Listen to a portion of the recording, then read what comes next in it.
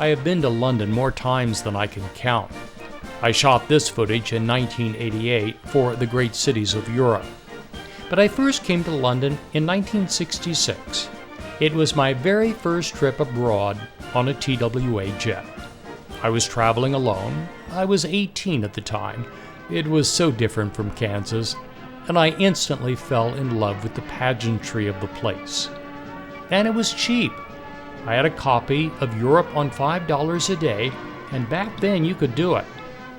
When I filmed this in the late 80s, it was no longer inexpensive, but it was still an affordable destination for Americans.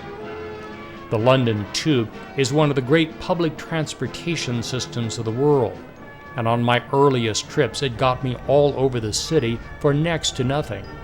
Today it is expensive. It is 3 times the cost of riding the New York City subway.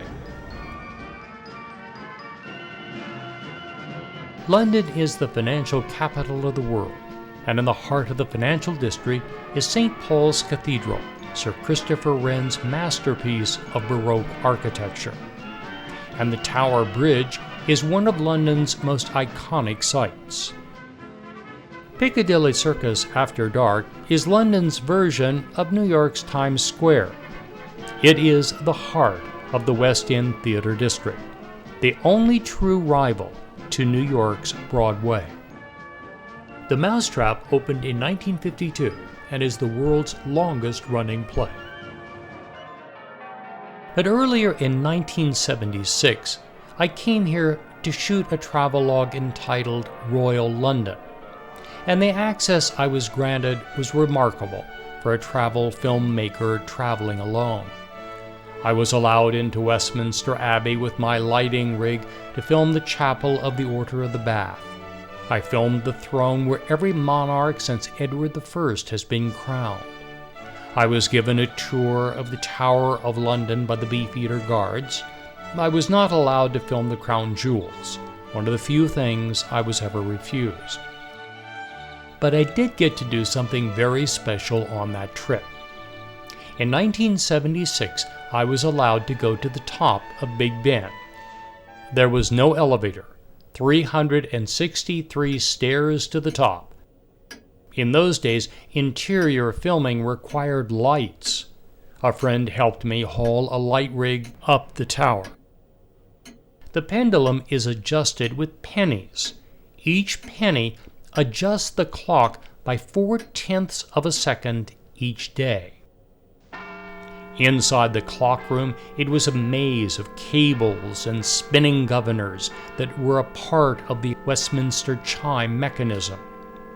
At 12 noon, the chime goes through its 4-part cycle, and then Big Ben, the 13-ton hour bell, tolls 12 noon.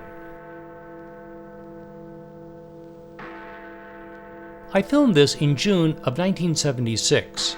2 months later, the clock experienced its only major failure ever. It took 9 months to repair.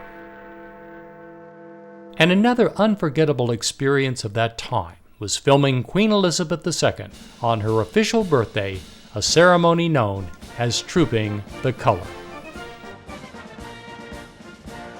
On the second Saturday of June each year is the Queen's Birthday Parade. It is the most colorful pageant in all of Great Britain. The regiments march down pell-mell to Horse Guards Parade, and members of the immediate royal family arrive in carriages. The late Queen Mother and Princess Anne can be seen arriving here. And to review the troops, the monarch herself, Queen Elizabeth II. It was the Silver Jubilee, 25 years into her reign.